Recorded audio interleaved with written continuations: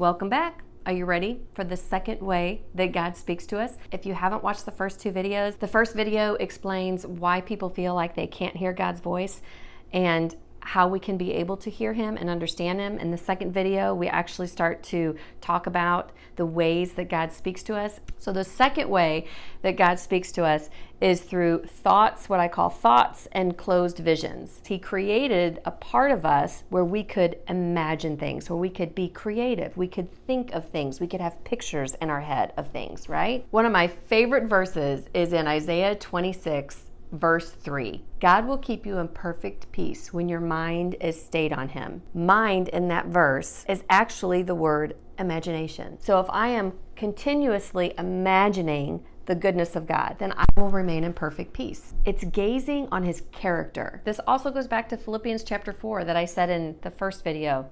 Was it the first video? I think it was the first video, where the Apostle Paul said, think on things that are pure, that are lovely, that are just, that are holy, that are right. Keep this in your imagination. Keep seeing these things in your mind.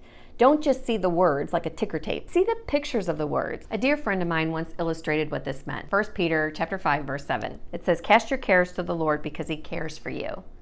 And she told me, she said, don't just read and memorize the verse, like do the verse. So close your eyes and in your mind, imagine what a cast is. I mean, have you fished? Do you know people who fish? So if you have an issue or a problem or a worry, picture that worry in your hand and then picture yourself casting that thing. Cast it to the Lord, throw it to Him, and then you picture Jesus with His arm extended and His hand open, grabbing or catching that thing from you. And when He grabs it, He holds on to it because He doesn't want you to take it back. And then let it go. Cast your cares to the Lord because He cares for you. I want to give you two great examples of how this process works. In Matthew chapter 9, we read about a woman who had been bleeding for 12 years. It was terrible. Like, she sought all sorts of doctors and she spent so much money. And the more doctors she saw and the more money she spent, the more broke she got and the worse she became. Now, it says she heard about Jesus. She heard that He was coming to her town. It says, for she said to herself, if only I may touch His garment, I will be made well. Do you know what she was doing? She was seeing it. She was seeing all the things that He had done for other people. She saw it happening to herself. She saw it in her imagination. So when Jesus came to town, and when she did get to His garment, she touched it and she was healed. He turned to her and He said, be of good cheer, daughter. Your faith has made you well. She saw it up in her mind. And I'm sure she did it over and over and over again. She meditated on that. She kept it in the forefront of her imagination. As a child, we used it. We would see in our imagination a frog we wanted to draw, or a princess, or a castle, or whatever it is. We drew it on paper the best we could. We were using our imagination that God gave us. But now that we're older, we can imagine greater things, better things. Okay, and I'll leave you with this one last example of how this happened to me. I was serving in a church as a children's ministry assistant director. I had always had a longing in my heart to work with high school age, college age. I don't know why, but I've just always gravitated towards that age group. But, you know, those spots were full. There was already a team of people, a really good team of people that were serving over in that building. I remember a spot came open one time and, I was so excited. I was like, I'm going to go for this. They asked somebody else. I was frustrated. I was confused.